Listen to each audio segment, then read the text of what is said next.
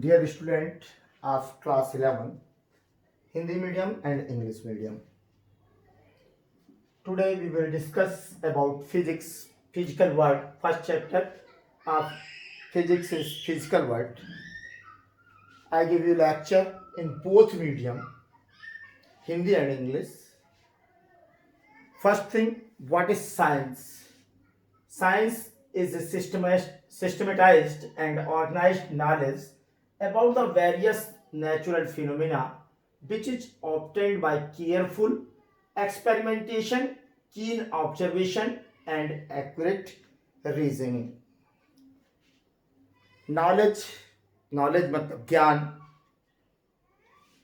जो कि सुव्यवस्थित हो, ऑर्गेनाइज्ड हो, सुव्यवस्थित हो, संगठित हो, माने सुव्यवस्थित हो कहने का मतलब सिस्टमेटाइज्ड हो और ऑर्गेनाइज्ड हो. Knowledge which is systematized and organized about the various natural phenomenas. हम जब से इंसान ने के पास दिमाग आया है, जब से इंसान के पास दिमाग है, जैसे जैसे इंसान आधुनिकता की ओर बढ़ा, इंसान का दिमाग का विकास में होमोसेपियंस आए. होमोसेपियंस के आने के बाद उन्होंने अपनी आवश्यकताओं, अपनी नीड्स के अनुसार क्या किया कि जैसे जैसे उनकी नीड्स बढ़ती गई, आवश्यकता बढ़ती गई, वो उनके लिए व्यवस्थाएं करते गए. और उनके लिए सबसे बड़ी चीज़ थी नेचर. नेचर ही उनका गॉड था जो उन्हें रहने, खाने, आसपास की चीज़ें और उनके जीवन की सहनशीलता सब कुछ के प्रति जागरूक करता था. तो पहले जो खाने पीने के लिए थे उन्होंने पत्थरों के हथियार बनाए, शिकार के लिए हथियार बनाए, अपनी सुरक्षा के लिए हथियार बनाए, फिर रहने के लिए कहीं कंदराओं में, गुफाओं में, कहीं पेड़ों की छांव, फिर उसके बाद धीरे धीरे उन्होंने पेड़ों को काट के शाखाओं के बीच में रहना या उनके बीच घर बनाना. तो ऐसी बहुत सारी घटनाएं थी. फिर जिनको देखते रहा आदमी कि हमारे जैसे आसपास है कि सूर्य का निकलना, दिन का होना, फिर रात का आना, पानी का बरसना, कुछ मौसम में पानी बरसना, कुछ में ठंड पड़ना, कुछ में गर्मी होना. तो अलग अलग मौसम, अलग अलग प्रकृति की विविधताएं, पौधों का पैदा होना, कुछ समय में कुछ फसलों का होना, इस तरह से बहुत सारी ऐसी चीज़ें थी जो हमें दिखाई दी. पहले हम जो लोगों ने अनुभव किया वो लिखते चले गए.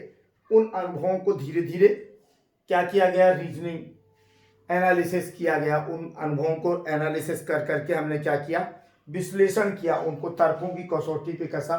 और जैसे जैसे हम उन्नत होते गए, हमने क्या किया, विज्ञान की सहायता से हम जानते गए.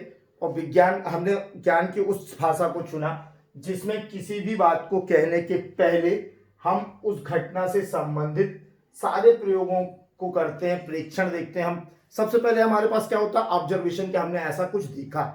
अब वो ऐसा देखा तो उसके देखने और उसके होने के पीछे का कारण क्या है. अब रात और दिन होता है तो पहले ये माना जाता था कि पृथ्वी हमारी सुपीरियर है, सबसे अच्छी है, जो सूर्य के चारों ओर चक्कर काटती है. पृथ्वी हमारी सूर्य के चारों ओर चक्कर नहीं, पृथ्वी के सूर्य चक्कर लगाता है, जिसके कारण दिन और रात होते हैं.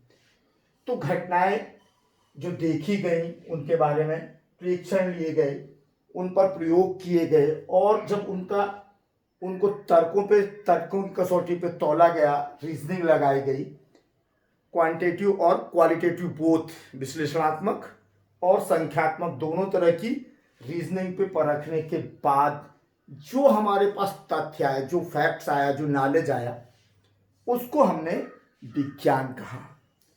माने ज्ञान का सुव्यवस्थित, ऑर्गेनाइज्ड, सुव्यवस्थित, सिस्टमैटिक एंड संगठित, ऑर्गेनाइज्ड तथ्य या नॉलेज क्या कहलाता है, विज्ञान कहलाता है. तो विज्ञान एक प्रकार का विशिष्ट ज्ञान है. विज्ञान जो है एक प्रकार का विशिष्ट ज्ञान है जो हमारे चारों ओर प्रकृति के द्वारा रची गई विभिन्न घटनाओं के अध्ययन, विभिन्न घटनाओं के अध्ययन पर आधारित है, जो हमें प्रकृति में होने वाली विभिन्न घटनाओं के विश्लेषण कर उनके होने का कारण, उनकी स्थितियों के बारे में विवेचना करता है। जैसे पानी का बरसना, बरसात के मौसम में ही पानी क्यों बरसता है, बादलों का बनना, पानी का वाष्पीकरण, ऐसी बहुत सारी घटनाएं जो हम आप देखते हैं, जो हमने आपने देखा, उनका हमने विश्लेषण किया, उनको हमने प्रयोगों पे उन पर प्रयोग किए, प्रयोगों से हमने क्या निकाले, एक्सपेरिमेंटेशन के बाद उनके प्रेक्षण लिए, उन प्रेक्षणों को हमने विश्लेषणात्मक माने एनालिटिकल और क्वालिटेटिव और क्वांटिटेटिव माने संख्यात्मक और तथ्यात्मक परीक्षण किए, उन पे तर्क कसे और उस पर जो हमें ज्ञान आया उस ज्ञान को हमने विज्ञान के रूप में रख लिया। तो विज्ञान एक सिस्टमेटिक एंड ऑर्गेनाइज्ड नॉलेज है जो किसके बारे में है, जो नेचुरल फिनोमिनाज हैं, डिफरेंट नेचुरल फिनोमिनाज जो प्राकृतिक घटनाओं पर आधारित है, क्योंकि इंसान को सबसे पहले उन्हीं से पाला पड़ता है। सेकंड थिंग तो ये था science. What is physics? Physics वास्तव में फिजिक्स शब्द फ्यूसिस से उत्पन्न हुआ, फिजिक्स शब्द ही फ्यूसिस से उत्पन्न हुआ और हिंदी में हम भौतिक बोलते हैं। हिंदी में क्या बोलते हैं? भौतिक। और भौतिक एक संस्कृत शब्द है जिसका अर्थ होता फिजिकल वर्ल्ड, भौतिक संसार अर्थात नेचर अर्थात प्रकृति। तो फिजिकल वर्ल्ड, भौतिक में संस्कृत का भी यही शाब्दिक अर्थ, संस्कृत में भौतिक का भी यही शाब्दिक अर्थ है। यदि हम इल्म की बात करें, जो उर्दू और अरबी में लिखा हुआ इल्म का मतलब भी ज्ञान है, अर्थात ज्ञान की वह शाखा जो प्राकृतिक घटनाओं के संबंध में संगठित, व्यवस्थित, सिस्टमैटिक एंड ऑर्गेनाइज्ड नॉलेज देता है। मतलब टोटल किसके, नेचुरल फिनोमिनाज जो हैं, जितनी नेचुरल फिनोमिनाज है वो क्या है, उनके बारे में जो ब्रांच साइंस की हमें बताती है उसे हम क्या कहते हैं, फिजिक्स। फिजिक्स ब्रांच साइंस की ऐसी ब्रांच है जिसमें नेचर में हमारे आसपास जो और जितनी भी प्रकार की इवेंट्स आर फिनोमेना या घटनाएं घटित होती हैं, उन घटनाओं, उनसे संबंधित रिएक्शंस और इंटरेक्शंस के संबंध में जो डील की जाती है, जो डीलिंग की गई है, जो स्टडी की गई है, जो ऑब्जर्वेशंस किए गए हैं और उन ऑब्जर्वेशंस पे जो हमने कंक्लूजन्स निकाले हैं, उन कंक्लूजन्स का सिस्टमैटिक और ऑर्गेनाइज्ड नॉलेज फिजिक्स है। फिजिक्स हमें डिफरेंट नेचुरल लॉज को क्लियर करती है। फिजिक्स हमें भौतिक विज्ञान की वह शाखा है, भौतिक या फिजिक्स विज्ञान की वह शाखा है जिसमें हमें नेचर से संबंधित विभिन्न प्रकार की फिनोमिनास, नेचर में से एवं नेचर में स्थित विभिन्न प्रकार की फिनोमिनास, घटनाओं की का तथ्यात्मक विश्लेषण माने फैक्चुअल एनालिसिस किया जाता है और उस पर जो हमें कंक्लूजन्स मिलते हैं, उन कंक्लूजन्स को जब नोट किया गया, उसको सिस्टमैटिक रूप से ऑर्गेनाइज्ड स्टडी के रूप में जब हमें परोसा गया, सर्व किया गया, तो क्या बना, फिजिक्स बना। Physics is the branch of science that deals with the study of basic laws of nature and their manifestation in various natural phenomena. Physics is the branch of science that deals with the study of basic laws of nature and their manifestation in various natural phenomena. अर्थात physics science की वह branch है, physics science की वह branch है जिसमें कि nature की, प्रकृति के बेसिक लॉ, प्रारंभिक नियमों और उनसे संबंधित विभिन्न घटनाओं को अभिव्यक्त किया गया है। Physics is the branch of science that deals with the study of basic laws of nature and their manifestation in various natural phenomena, विभिन्न प्राकृतिक घटनाओं में उसकी स्थिति और उसके कारणों का विश्लेषण किया जाता है. It is concern with the interaction of matter with matter or energy. It deals with the various features of the natural world such as space, time, matter, motion, energy, radiation. It is physics is the most fundamental of all sciences. It is called king of the science while math is the queen of the science. Physics subject physics is so interesting, so popular and so fundamental that it is called king of science. It is most important branch of science. It is so important branch of science that it is called king of science, because in this subject we studied about nature, its phenomena, and nature और इसकी phenomena में के अंदर क्या जाता है, motion, matter, gravitation, energy, मास, time, matter और इनके बीच के इंटरेक्शंस. माने मैटर क्या है, द्रव्य क्या है. Matter is divided into 3 parts. ठीक है, सॉलिड, लिक्विड एंड गैस. आपको लग रहा होगा स्पेस, जो आपको दिखता है स्पेस, क्लाउड्स, यूनिवर्स. तो matter, energy, interaction between matter and matter, interaction between matter and energy, and energy to matter की मैटर्स में एनर्जी, मैटर का एनर्जी में, एनर्जी का मैटर में, मैटर से मैटर के बीच में इंटरेक्शन, ठोस और द्रवों के बीच की क्रियाएं, द्रव और गैसों के बीच की क्रियाएं, ठोस से ठोस का रिलेशन, इनके बीच में आपसी मॉलिक्यूल्स का बनना, ठोस सॉलिड्स का बनना, लिक्विड्स का बनना, इनका फ्लो, इनकी नेचर, इनकी प्रॉपर्टीज क्या क्या है. टाइम के रिस्पेक्ट में क्या चेंजेस हो रहे हैं, और मोशन डिफरेंट तरह के रेडिएशन जिसपे कि पूरा का पूरा आपका काम हो रहा है. उन्हीं रेडिएशंस के थ्रू आज हम पढ़ रहे हैं, उन्हीं रेडिएशंस पे हम टेम्परेचर फील कर रहे हैं, उसी रेडिएशंस के थ्रू हम टीवी देख रहे हैं. तो रेडिएशंस, इन सबको देने वाला कौन है, फिजिक्स.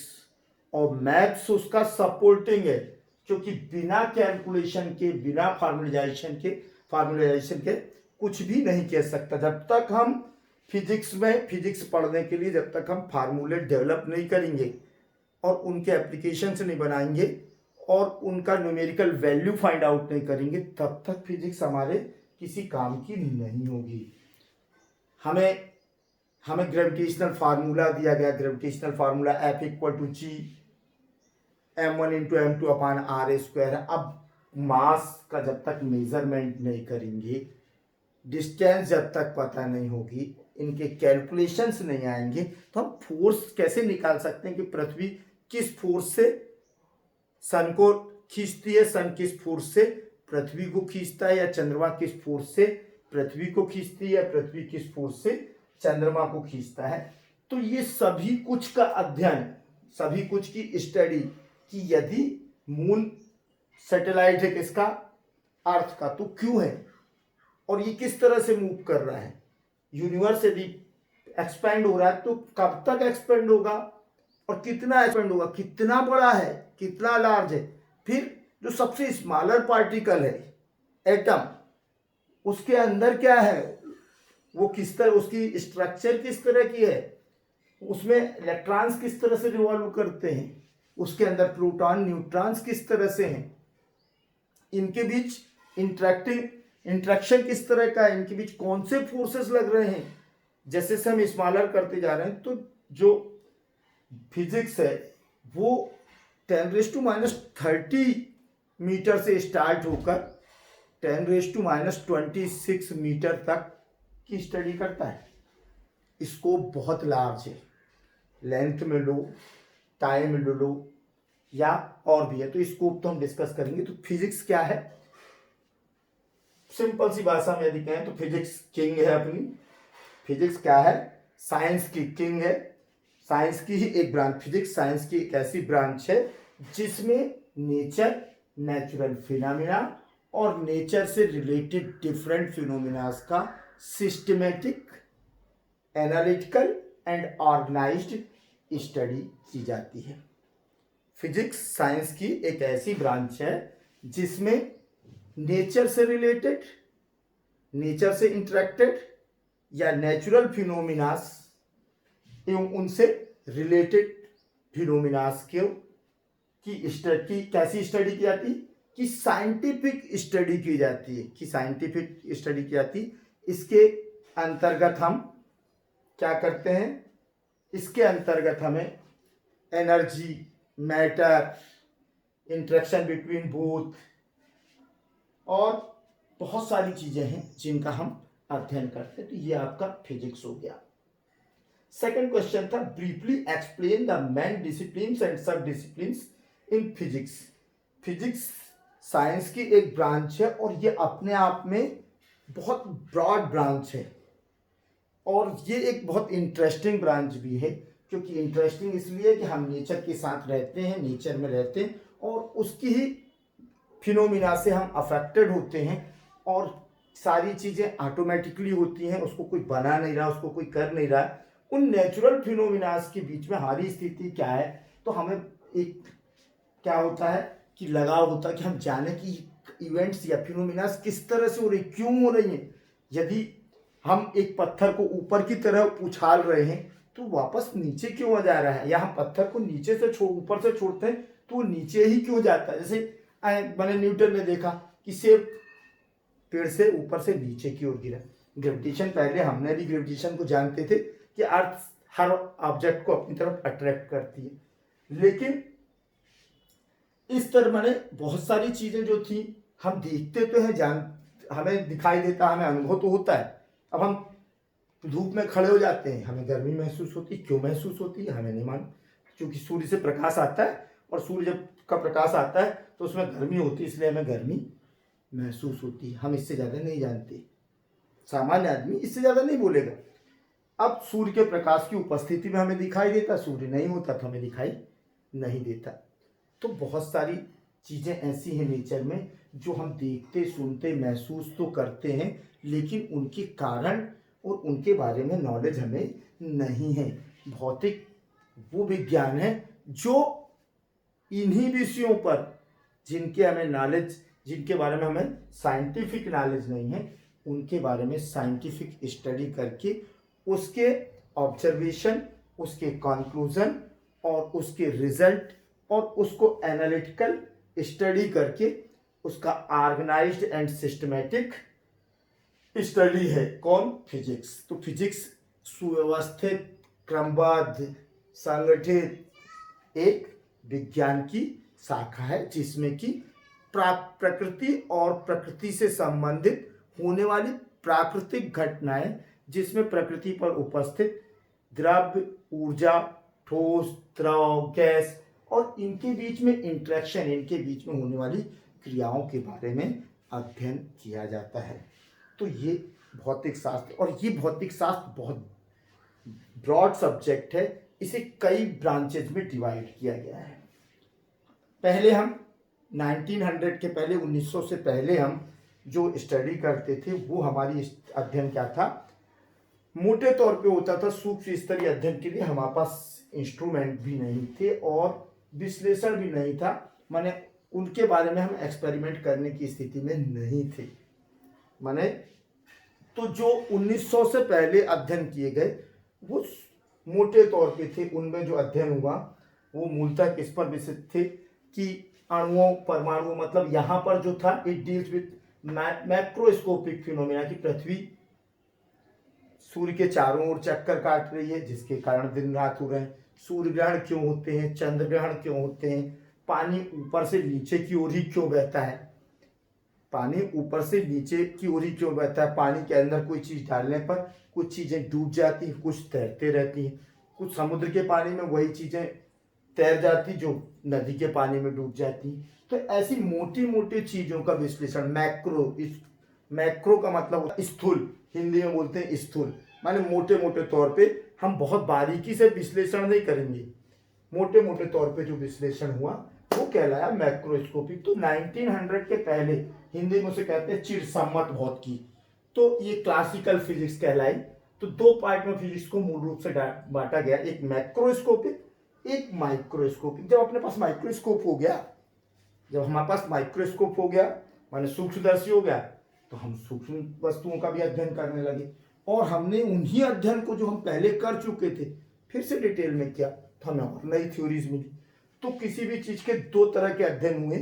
तो पहले 1900 से पहले की जितनी फिजिक्स थी वो मैक्रोस्कोपिक कहलाई, और 1900 के बाद जो क्वांटम मैकेनिक्स आई वो कहलाई माइक्रोस्कोपिक फिजिक्स।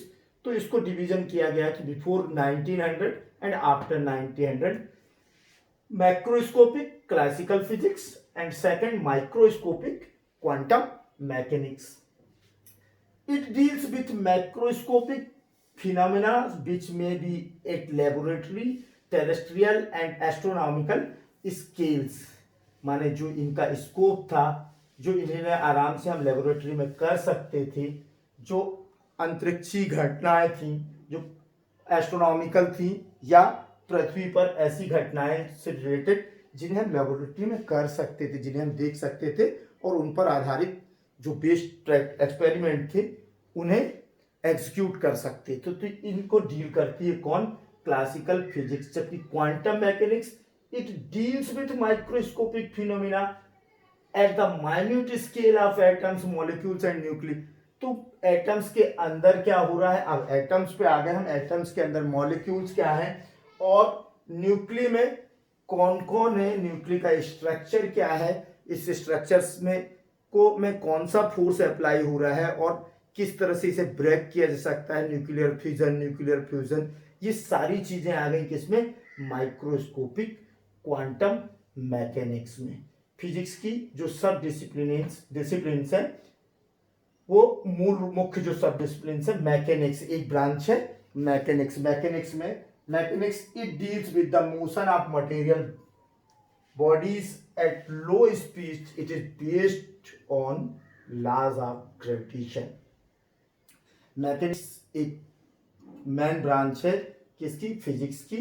और इसमें बॉडीज जो ऑब्जेक्ट हैं या बॉडीज हैं वो किस तरह से मोशन करते हैं, लो मोशन, वो भी सनलाइट के मोशन के इक्वल नहीं, लो मोशन पे किस तरह से मोशन होता है, उसमें कि वस्तुएं क्यों, ग्रेविटेशन का फोर्स किस तरह का होता है, और मोटे मोटे तौर पे इस तरह की जो रिलेशंस हैं मोशन से रिलेटेड उनकी स्टडी की जाती है।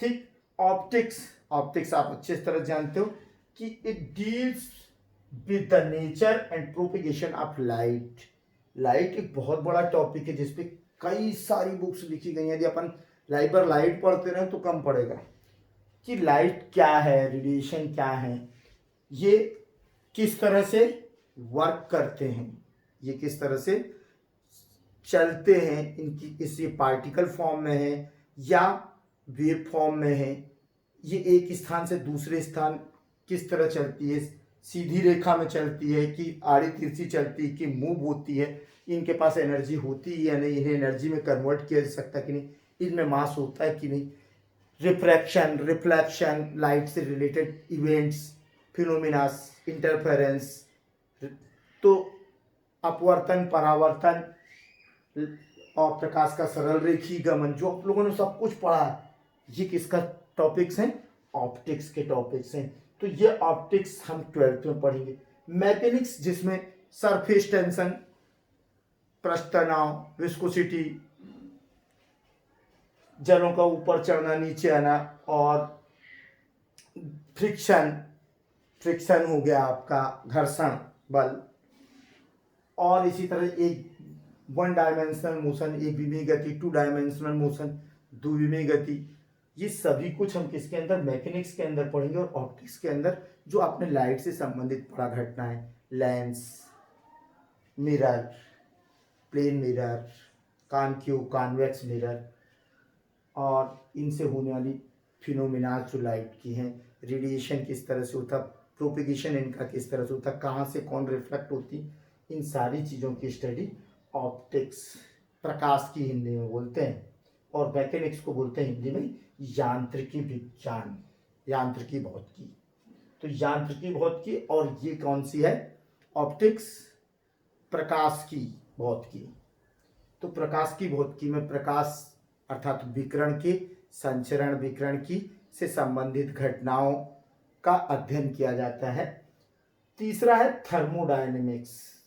ये एक ऐसी शाखा है जिसमें जो हीट एनर्जी जो है उससे कि ताप क्या, टेम्परेचर एक प्रॉपर्टी है हीट की, किस तरह से प्रोड्यूस होती है, उसके विकिरण किस तरह से होते हैं, किस तरह से एब्जॉर्ब होती है।